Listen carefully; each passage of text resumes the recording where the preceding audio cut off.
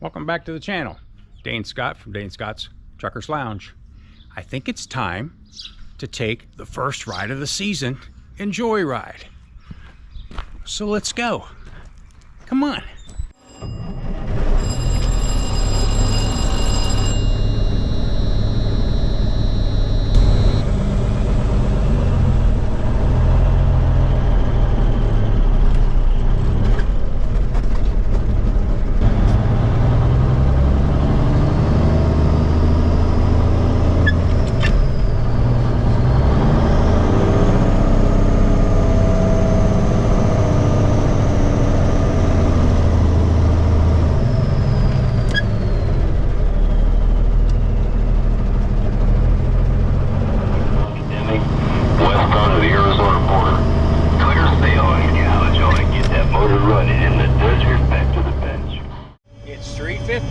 Time.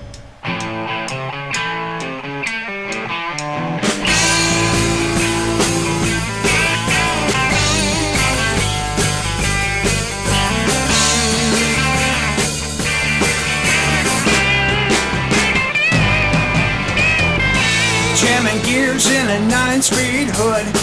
I'd pull it in if I knew I could.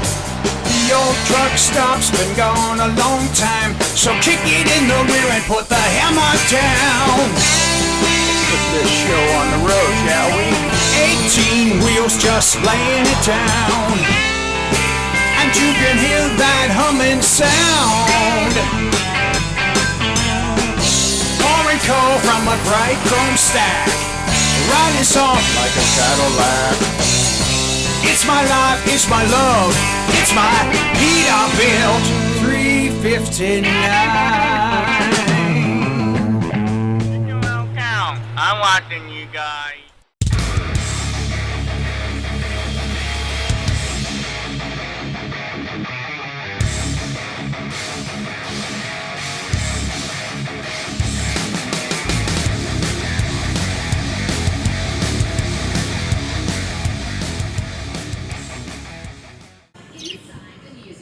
It's definitely cutting.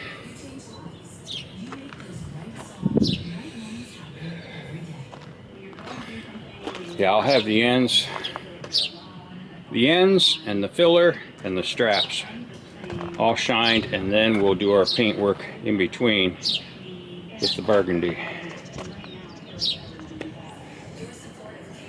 Again, I say, not fun, but very rewarding.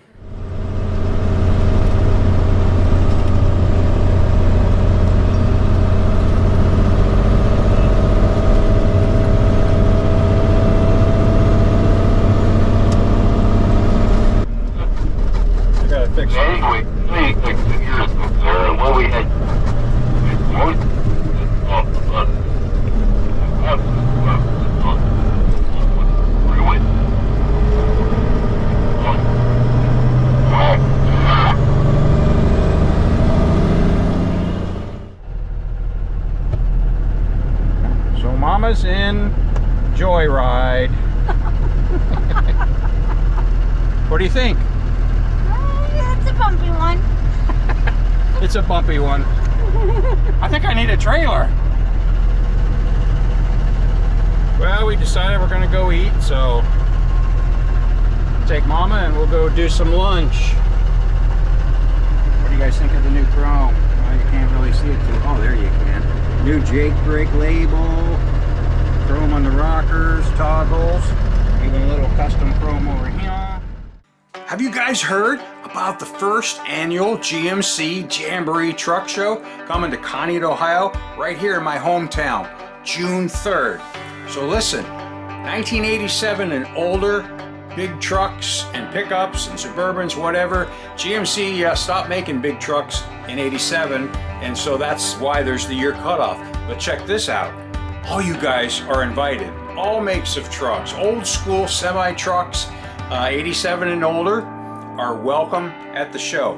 And there's also going to be vendor space available, so get a hold of me because the slots are starting to fill up. My email is sdgraphics@gwcmail.net. So get a hold of me about reserving your vendor space. You can sell anything you want. Parts for old trucks, for GMCs, anything you want, really, in your own vendor space. So make sure you check that out too. And I would love to see you guys there because I want to meet a lot of you guys. I want to see you guys at GMC JAMBOREE.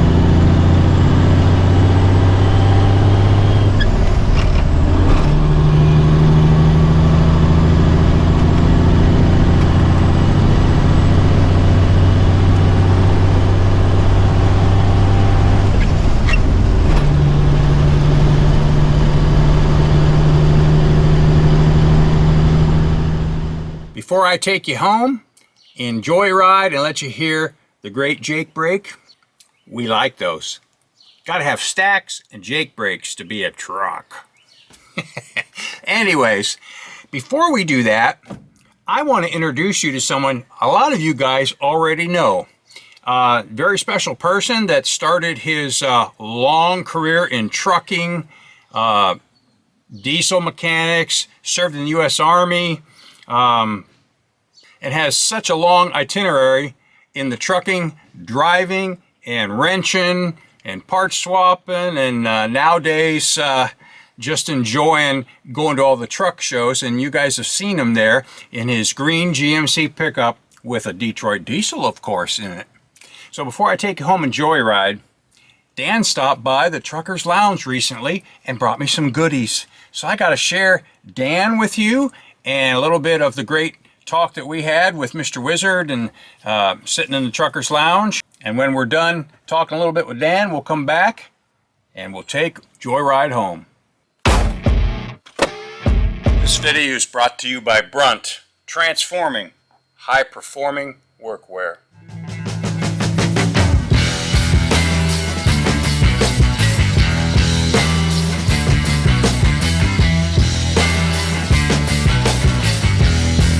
There ain't no flip-flops in this truck. Some other souvenirs from national conventions. Oh yeah, I'll put them up over there. Yep. Yeah, wow. Look at those guys. Some goodies from Dan. Stop for best chicken and seafood in town, Grandma's, Wallaceville, Texas. Oh yeah. Oh yeah. Do they still have this truck show going on, Brockway. They still do that show, that's- Yeah, up in Cortland. Yep. Oh, if you're a diesel dad, look at that. Detroit diesels on that. Oh, these are awesome. Tanker trucker today. Man, these are killer. What do we got here?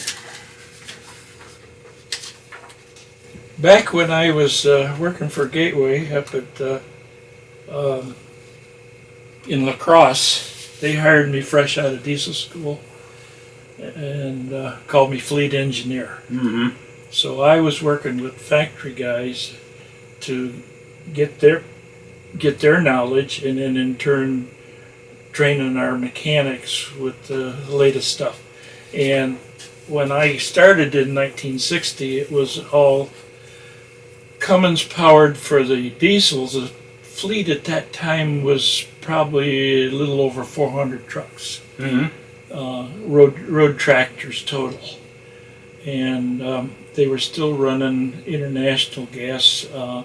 The cab over, we called it a C200 model, which had the 450 Red Diamond engine. Oh, yeah. And they probably had 50 of them still on the road when I started.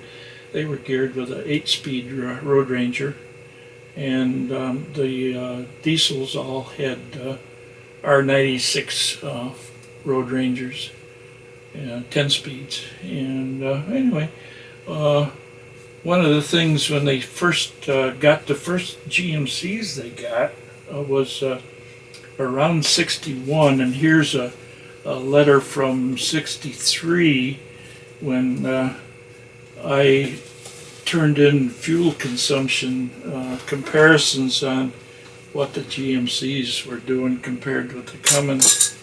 And the Cummins was about half of the fleet was 9,000 white coupe cab, and the other half was Emeryville International DCO 405, and they're all tandems with a V-belt drive, dead forward rear axle, and V-belt drive. So that's where you learned you had to take 2 hydraulic jacks for a tire call if it was on the inside flat. Oh, okay. Because you got to roll the belt off. In other words, there was a belt that was in between the tires from the drive axle to like a tag axle. So it made them both drive. Instead of the stamped steel spacer, it was a cast iron spacer and shiv. And a belt. And a belt. It had a notch in that shiv so that you could pull the belt off, roll both sets of duals together and pull that belt through the notch. Get the belt out of your way, then go tackle your Fix the inside tire. I saw, talk about Emeryville's YouTube video the other day. Guy found one sitting on abandoned farm property. It's been sitting back there. It's a tandem. That thing had a cat in it. And it looked like it was factory. And he didn't know a lot. He's like, well, he didn't even, the yellow didn't even cue him. I doubt it was factory. Cat wasn't on highway back in the early 60s, were they? In the 60s, that's when they started putting out seed engines in fleets. Sure. Like mid 60s? Probably, yeah. Okay. Would that be like a 1693? Oh no, it's because that didn't come out Even until older. the 70s. The smaller one was a 1674, and that was about a 220 horse engine. Yeah. And the 1693, when it first came out, was like probably 380 or so, and then they bumped it up a little bit. It was just original. like seeing a unicorn. Yeah. I was like, what is a cat doing in Emeryville? That's wild. Well, and it was probably come out of, it was a equipment engine that they, because that's what International did. Mm-hmm. Well, the yellow engines were for equipment engines, weren't they? Yeah. Wasn't that the indicator that it was? Yeah. So it wouldn't be factory. Well, it could, like he said, it could have been. Yeah. He said like somebody like the Lauch engine. Machinery, the local distributor up here at Erie. What's this guy up here? Cleveland Brothers. Cleveland Brothers. Okay, they're the distributors. That's like Great Lakes Diesel, the first step down from the factory. Right. And then we had various assigned truck dealers or construction equipment dealers under us. And, Yeah. Pretty cool. Like the Wygand operation that Yep. Rick dealt with. Well, thank you, Dan. I appreciate that. Well, that's Those just are just. a little sample of some of the Yeah. collectibles. Well, you know where you're going to see them. I'll find a place. You're going to run out of room. I know.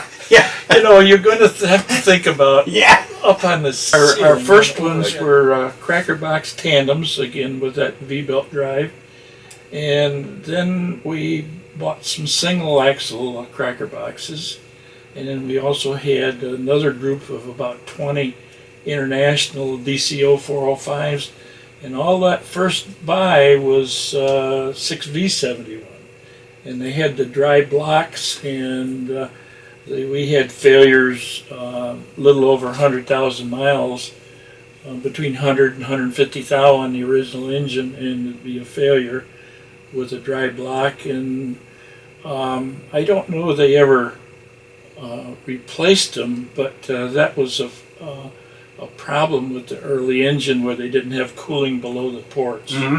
And but they did convert. They were built with a low compression pistons, apparently from the factory, and I've still got. I was junking copies of my paper yesterday, showing where they were converting them to N engines.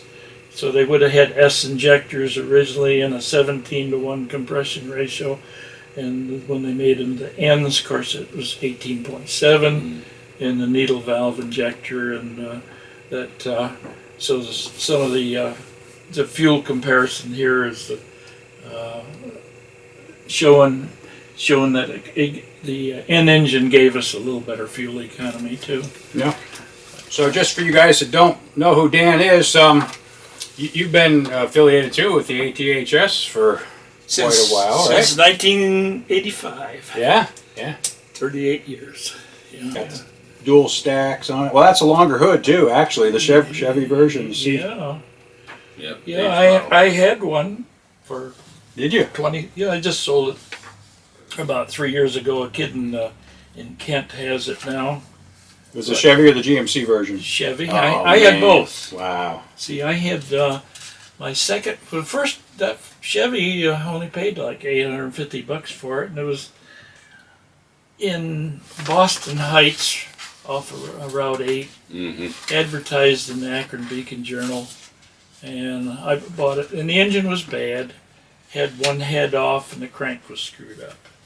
So I moved it up to Northfield, Macedonia area, and I found a engine out of a Astro that had the turbo on the right rear corner.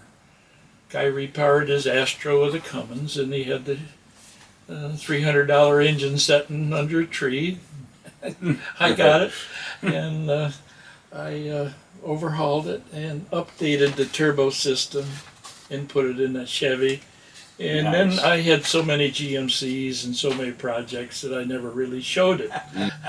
creepy truck that I own. Yeah. But yeah. Don't condone it, but I understand it. You think that's a regular occurrence? Move over, it's the law. Move over. Right for the law, man. That's right. Yep. Look at that. Look at those doors. This truck came from, where was it? Here's Arizona, right? Arizona. Yeah. Yeah. Look at that. It lived in Tucson, but it was bought in Phoenix. Uh-huh. And it still runs, I think. Cummins 6VB, you said. B as in boy. 6B 5.9. Yeah?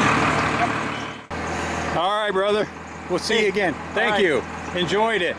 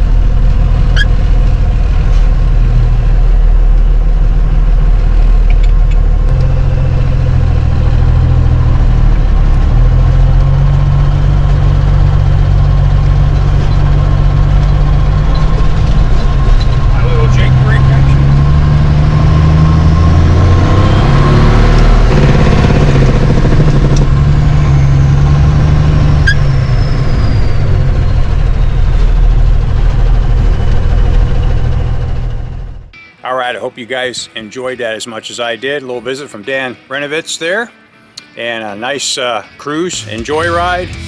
And I promise we're going to get an update on Sarge next time around. So listen, keep the hammer down, safe and sound.